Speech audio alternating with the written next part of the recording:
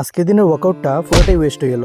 Hey guys, what is up? সকালবেলা ঘুম থেকে উঠিয়ে বেরিয়ে গেলাম ওয়ার্কআউট করতে, আর ঘরের বাইরে বাইরে দেখি আমরা ফুল গাছের মধ্যে ভালোই ফুল উঠছে। ভাবলাম কয়েকটা সিনেমেটিক শট লইমো, কিন্তু কোনো লাভ নাই। মিউজিক অ্যাড করলেই ইউটিউব থেকে কপিরাইট আই যায়। তো ওয়ার্কআউট করিয়া ঘরে আইয়া সবচেয়ে প্রথম খাইলাম ব্ল্যাক কফি, আর এদিকে কাকিমণি আর বাপিয়ে মিলিয়া রুটি বানাইরা। আর বাপির রুটি বানাইবার স্কিল দেখো গাইজ, একদম অসাধারণ। তো রুটির লোকে প্রোটিন হিসাবে আজকে লই নিলাম চিকেন। একদম বিনা অয়েলে এই চিকেনের রেসিপিটা বানানো হয়েছে। তো খাওয়া দাওয়ার পরে তোমরা দেখতে পারো এদিকে বাপিয়ে পেঁয়াজ চপ করা, আর আমি ময়দা লিয়ে বই গেছি। দোকানের জিনিস সবকিছু ভালোটিকে বানাইবার পরে আমি আই গেলাম দোকানও। যেহেতু বর্তমানে কোনো স্টাফ নাই, আমরাই সবকিছু সামলাইতে লাগে, এটা লাগে এখন আর রেগুলার ভিডিও বানাইতে পারি না। এর মধ্যে কয়দিন থেকে যে একটা গরম পড়ছে, এটা একদম সহ্য করার মতনই না। তো দোকান ঠিক মতো খুলতে পারছি না, কিন্তু একজন দাদা অর্ডার দিল 4টা পোলাও রেডি করতাম। আর এদিকে আমার দুই ভাই আইছে, তারারে পুরি দিতাম। তো তারারে পুরি ঘুগনি দিয়ে এদিকে পোলাও প্যাকেটিং করার পরে বেশ কিছুক্ষণ দোকানে কোনো কাস্টমার আসলো না। তো ভাবলাম কিছু একটা আনিয়া খাই। তাই আমি লইয়া গেলাম এই কর্নেটোটা। লিটারেলি ভাই, গরমের চাপে তো খাওয়া স্টার্ট করে দিছি। তারপরে হঠাৎ মনে পড়লো আমার এক ম্যাডামের একটা পোস্ট, যে দিদিকে ওয়েট ভি কম করনা হয় और दीदी को आइसक्रीम भी खाना है।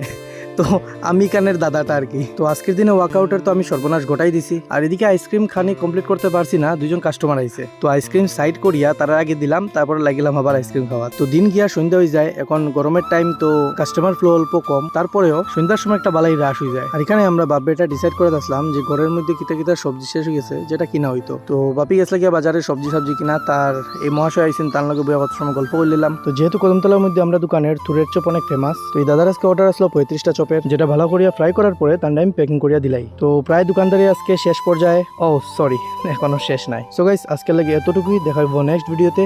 Thank you so much for watching.